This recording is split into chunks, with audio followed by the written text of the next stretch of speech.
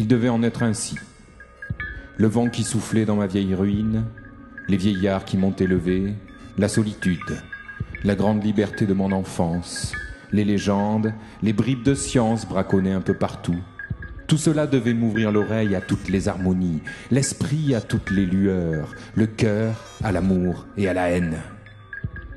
Tout s'est confondu dans un seul chant, dans un seul rêve, dans un seul amour. La révolution.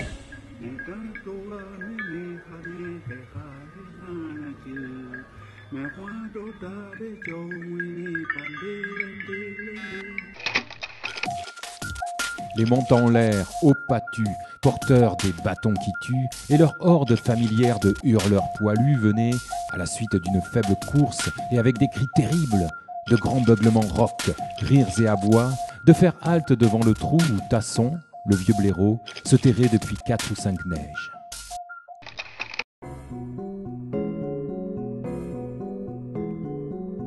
Dans un tiroir mystérieux d'un meuble intime que le plus ombrageux mari ne se fût jamais avisé de soupçonner, il découvrit une correspondance volumineuse autant que variée, qui ne lui permit pas de se cramponner une seconde. Mais, bonnes gens bien nourris et repus de viande appétissante, et dont les draps blancs et les chambres confortables vous attendent chaque soir, comment pourrais-je vous faire comprendre toute la souffrance d'une seule nuit sans sommeil dans les rues londoniennes ? Croyez-moi, on a l'impression que 1000 siècles se sont passés avant que l'Est se colorie des nuances de l'aurore. Les maîtres, vous le voyez, sont parfaitement sûrs d'avoir raison en agissant comme ils le font.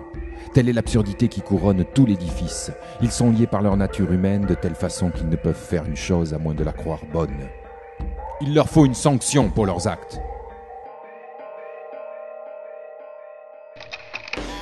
Autour de moi, je voyais ce camp de mourants, j'entendais les lamentations, les cris déchirants des hommes, des femmes et des enfants.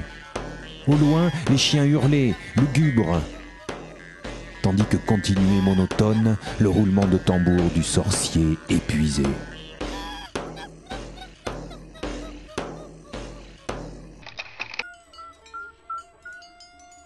Un jour, en sortant du cimetière, je marchais mélancolique. Je m'attristais à songer que je redeviendrais un homme au sens appauvri, à l'esprit si fermé. Dans cette mixture de l'Orient et de l'Empire britannique, je sentais chaque semaine, chaque soirée s'accélérer un vertige dont je n'avais pas prévu l'existence surprenante. Quel petit bourgeois au fond de ces dominateurs coloniaux!